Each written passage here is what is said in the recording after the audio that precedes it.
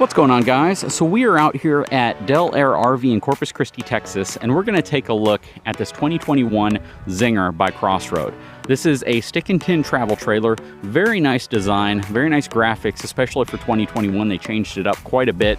Anyways, guys, let's take a closer look at this unit because I think you're going to like it.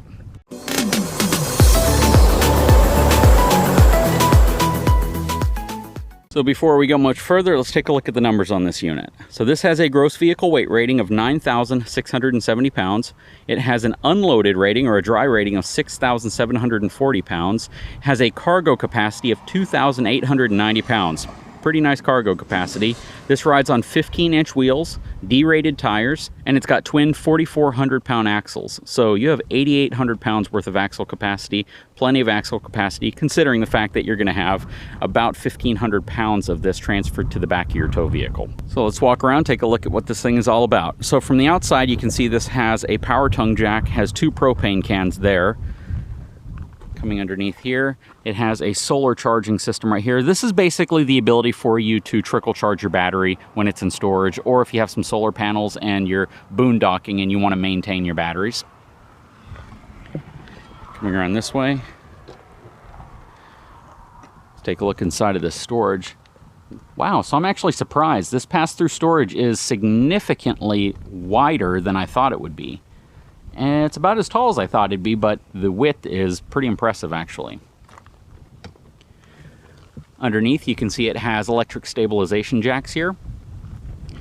Coming around, this does have rack and pinion slide, and it rides on a 6-inch I-beam frame.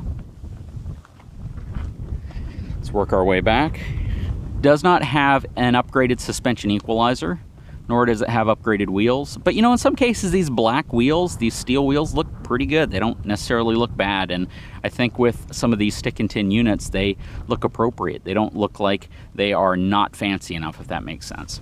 Coming around back, you have the back of your water heater. It's gonna be your city water connection and your power cord, which is inside of there. This has a 30 amp cord, so this is gonna have a single AC unit. There's your sewer connections, as well as your back electronic jacks, incandescent lighting, and it is wired for a Furrion wireless backup camera. Coming around this way, let's open this up.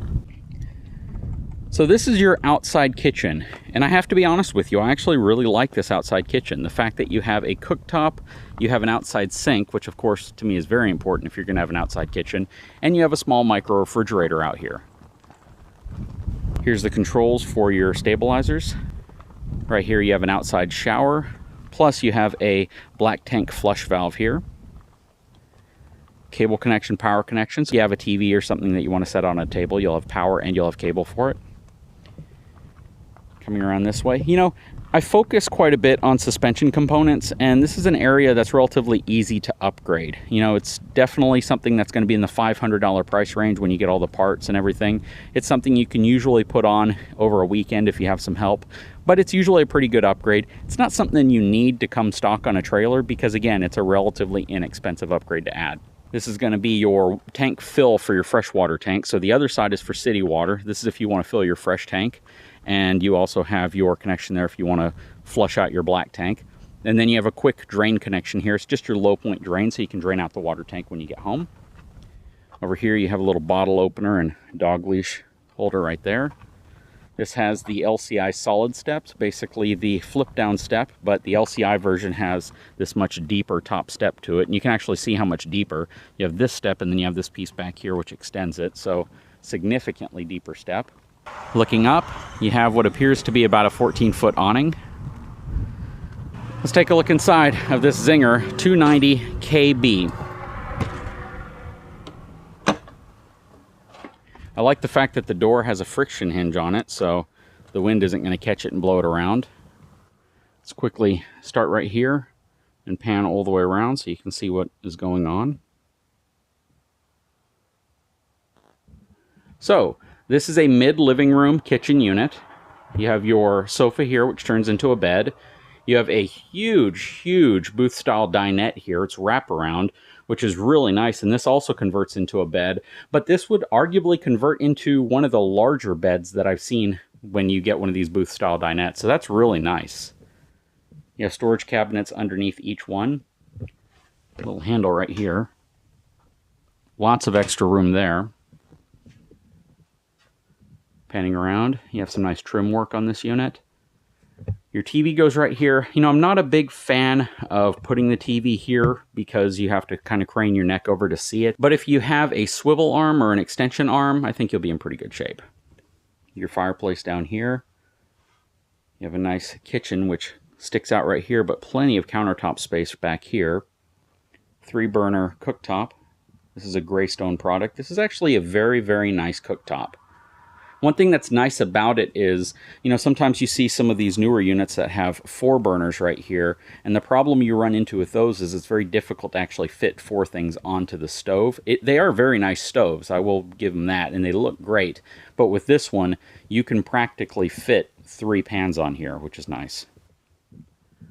This has a 12-volt refrigerator, plus a nice microwave, as well as cabinet storage up top, and drawers and more cabinet storage down here below. It's your fuse and breaker panel there. Coming around to the back, let's take a look in the restroom real quick. It's a reasonable size restroom. You have a traditional travel trailer style shower over here. It does give you a little tub, which is nice if you have small children, if you have babies, things like that that you might need to clean, or if you have small pets even. It's a nice little tub if you ever need to use a tub. Over here you have your sink, faucet, you have nice storage right there, some cabinet storage down here, and then you have a nice medicine cabinet up top, which gives you a little bit more room, of course, for your toiletries. You have more storage right here. This is kind of an extended pantry area. Very deep, too. You're probably talking 2.5 feet deep.